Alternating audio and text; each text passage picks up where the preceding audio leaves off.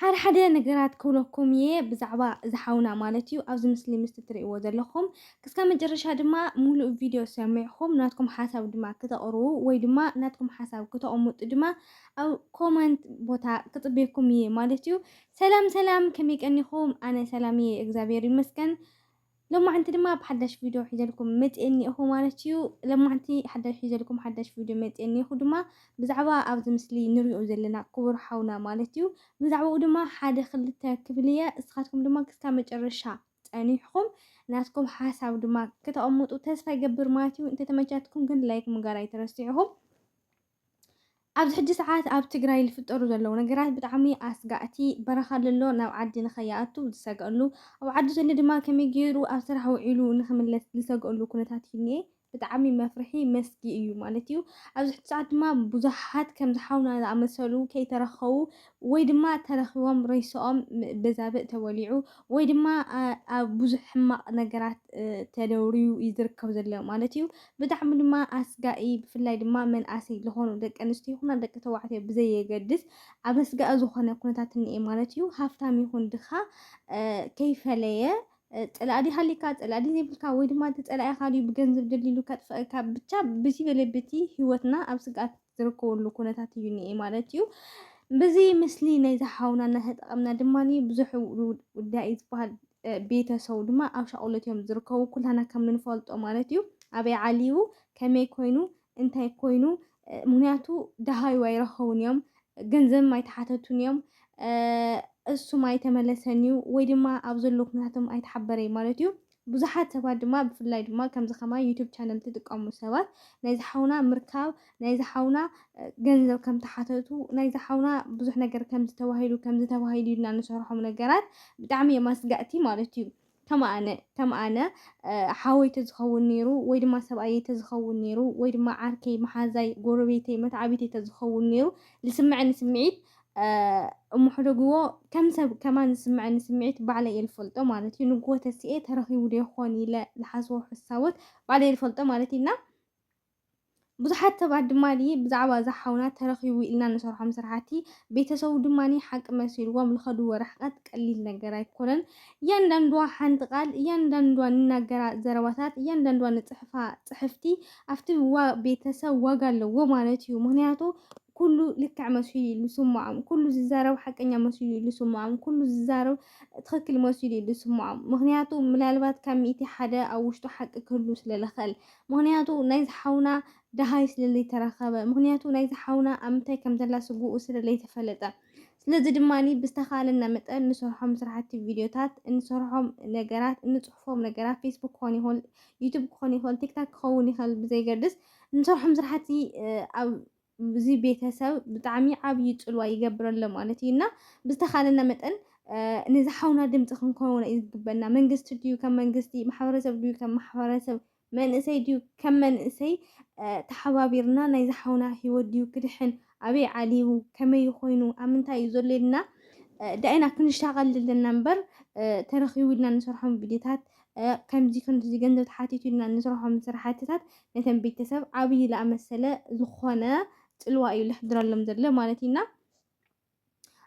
ቤተሰቡም ብጣዕሚ ኣብ ከቢድ ዝኾነ ጭንቀት እዮም እኒአው እስታት ክሪኡ ከለዉ ድማ ዝዛረብዎ ኣለዉ ዘረባታት ብጣዕሚ ከቢድ እዩ ማለት እዩ ምክንያቱ ሓቂ ስለ ዝመሰሎም እንሰርሖም ስራሕትታት ንዓና ምንም ዘይክመስለና ይኽእል እዩ ምናልባት ርሕቕ ዝበለ ክኾን ይኽእል ኢና ግን ከም ቤተሰብ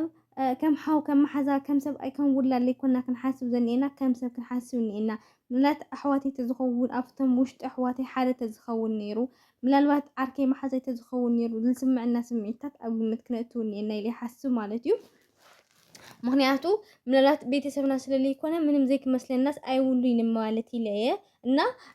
ቤተሰቡ ኣብዚ ሕጂ ሰዓት ኣብ ሕማቕ ኩነታት እዮም እኒአው በዓልቲ ቤቱ ወሊድ እዩ ደቁ ሰበይቱ ኣዲኡ ወለዱ ብሓፈሻ ፈተውቱን ኣድነቕቱን ኣብ ሕማቕ ኩነታት እዮም እኒአው ንምንታይ ኣብ ምንታይ ከም ዝዓለበ ኣይፍለጥን እዩ ናበይ ከም ዝኸደም ኣይፍለጥን እዩ መን ከም ዝዓገቶም ኣይፍለጥን እዩ መንግስቲ ኣይፈልጥን ኢሉ እሞ ከዓ ናይ ሕጂ ዘኒአ መንግስቲ ከመይ እዩ እንታይ እዩ ኩልና ንፈልጦ ኢናና ብዝተኻለና መጠን እንነገሮም ነገራት እንፅሕፎም ፅሕፈታት ድማ ነቲ ዜጋ ወይ ድማኒ ነቶም ቤተሰብ ለይጎድእ ለይሃሲ ክኸውን ኣለዎ ኢለ ይሓስብ ማለት ምክንያቱ ናይ ዝሓውና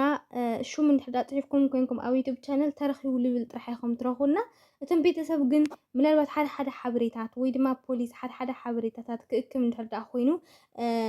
ኣብ ዓዲ ጥራሕ ኣይኮነን ዝእክብ ኣብ ሶሻል ሚድያ ይእክብ እዩ ማለት እዩ። ኩልና ኣፍልጦ ክኾነና ዝግብኦ ነገር ካብ ዩቲዩብ ልወስዶም ነገራት ኣሎ ካብ ቲክታክ ካብ ኢንስታግራም ካብ ፌስቡክ ካብ ብዙሕ ሶሻል ሚድያ ዝጥቀሙ ሰባት ካብ ቴሌግራም ክኸውን ይኽእል እቲ ፖሊስ ካብ ብዙሕ ነገራት ክረክብ ይኽእል እዩና እስታት ንገብሮ ነገራት ድማ ካብ ሓቂ ዝረሓቐ ስለዝኾነ ነቲ ፖሊስ ካብ ደንገርገር ሓሊፉ ዝኸዶ ርሕቐትና ዘድምዖ ነገራት ስለሌለ ምንም ዝጠቕሞ ነገር ስለሌለ ንሕና ድማ ብዝተኻልና መጠን ናይቲ ዕንቅፍቃፍ ምኽንያት ክንከውን የብልናን ኢለ ዝሓስብ ምክንያቱ እቲ ፖሊስ ይኹን እቶም ሰባት ሓቀኛ ዝኾነ መረጃ ሒዞም ቤተሰቦም እቲ ፖሊስ ድማ ከም ሓደ ዜጋ ንዜግኦም ክእልሽሉ ዝግብኦም ዝደኽምሉ ስራሕቲ ስለዝኾነ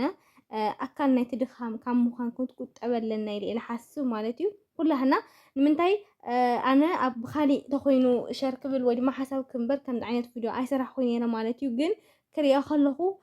ብጣዕሚ በዚሑ ማለት እዩ። ምናልባት ሓደ ክልተ ንዓይ ዝከታተሉኒ ቪድዮ ዝሰርሑ ምናልባት ክህልው ስለዝኽእሉ ኢለ ሰሪሐዮና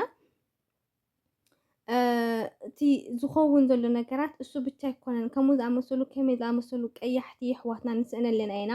ኣምታይ ከም ዝኸዱ ናምንታይ ከመይ ከም ዝኾኑ ማለት እዚ ትግራይ ንትግራይ ከማንሲ ፍርቂ ርብዕያ እኒኣና ኣብታ ውሽጢ ፍርቂ ርብዒ ግን እዚ ሰብ እዚ መንእሰይ ናምንታይ ከም ዝኣቱ ዘሎ ኣይፍለጥን ዘሎ። ስለዚ ኣብ ግምት ተእቲና ናይቶም ገዛ ናይቶም ስድራ ኣብ ግምት ተእቲና ትግራይና ኣብ ዝኒአቶ ኩነታት ኣብ ግምት ተእቲና ነቶም ፖላዊስ ነቶም ዝምርምሩ ኣካላት ኣካል ናይቲ ድኻም እንተዘይኮንና ፅቡቅ መሲሉ ይስምዐኒ ካብ ከምዚ ዓይነት ነገራት ማለት ድምፂ ኣይትኾንዎ ማለት ኣይኮነን ንባዕለይ ብሕጂ ሓደ ክልተ ሰለስተ ቪድዮ ክሰርሕ ይኽእል እየ እሱ ኣይኮነን ትጠንቂ እቲ ንፅሑፎም ፅሑፋት እቲ ናገሮም ነገራት ግን ፅቡቅ ስለዘይኮኑ እምበር ድምፂ ምዃን ምናልባት ሓደ ሰባት ክርስዕዎ ይኽእሉ ተስፋ ክቆርፁ ይኽእሉ ክደኽሙ ይኽእሉና ከምዚ ቪድዮታት ክስራሕ ከሎ ከምዚ ፅሑፋት ክፅሓፍ ከሎ ግን ነቲ ሰብ መለዓዓሊ እዩ ዝኸውን ማለት እዩ። እንድሕር ፅሒፍና ኮይና እንድሕር ቪድዮ ሰሪሕና ኮይና ሓፂር ክኸውን ይኽእል ኣብ ቲክታክ ሸር ንብሎ ኣብ ፌስቡክ ሸር ንብሎ ብዘየግድስ ግድን ከም ናይ ዩቲዩብ ዘይኮነ በቲ ክነድምዖ ንኽእል በቲ ክንሰርሖ ንኽእል ስራሕትታት ግን ብዝተኻእለ መጠን ብዛዕባኡ ድምፂ ምዃን ብዛዕባኡ እንታይ ይበሃል ኣሎ ከመይ እኒአ ኣብ ምንታይ ደረጃ በፂልካ ምሕታት ምጥያቕ ስሊኡ ምሕሳብን ምጭናቕን ፅቡቅ መሲሉ ክበራታታዕ ዝግብኦ እዩ። ሓደ ሰባት ከምኡ ትሰርሑ ስራሕቲ ንዓኹም እዚ ነቐፌታ እዚ ኣይምልከትን እዩ ማለት እዩ። ኣነ ዝነቅፍ ኣለኹ ነቲ ኣወንታዊ ነገራት ዝናገሩ እቲ ዘየለ እቲ ዘይተገበረ ሓቂ ዘዕልሉን ዝናገሩ ሰባት ነተን ፖላዊስ ነቶም ዝምርምሩ ኣካላት ካልኣይ ስራሕ ስለዝኸውን ንዕኡ ነገራት ድማኒ ክንቁጥብ ኣለና ኢድና ኢለ ዝሓስብ ስለዚ ኩልና ብዝተኻእልናዮ መጠን ግን ድምፂ ንዕኡ ክንኮነ ይግበአና ነዝሓውና ድምፂ ነቶም ተኣሲሮም ድዮም ብዙሕ መግረፍቲ ብዙሕ ሽግር ዝረኽበለው ድዮም ነተን ዝዕመፅ ኣለዋ ድየን ነተን ብዙሕ ስቃይ ዝረኽባለ ደቂ ኣንስትዮ ድየን ክንከውን ግን ኣለና ማለት እዩ። እቲ ድምፂ ንናገሮ ንሕና ማለት ቀሊል መሲሉ ክርኤና ኢልና ብጣዕሚ ከቢድ ዋጋ ዘለዎ እንድሕር ዳኣ ሓቢርካ ኮይንካ እንድሕር ዳኣ ብሓንሳእ ኮይንካ ድማኒ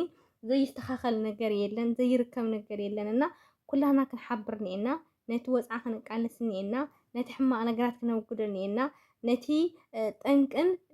ካልኣይ ስራሕን ካልኣይ ድኻምን ዝኸውን ነገራትን ክንቁጠብ እኒአና ኢለ እየ ዝሓስብና ኩላና ድማ ብዝተኻእለና መጠን ኣብ ጎኒ ሓውና ኮይና ድምፂ ክንኮኖ ክንሓስበሉ ኣብ ምንታይ ከም ዝዓለወ ድሃዩ ክንፈልጥ እኒአና ኢለ እየ ዝሓስብ ማለት እዩ። ስለዚ ናይ ሎማዓንቲ ቪድዮ እዚኣ ትመስል ነይራ ንኩላትኩም ድማኒ ሰሰናይ ንዓኹም ክብለኩም ይደሊ።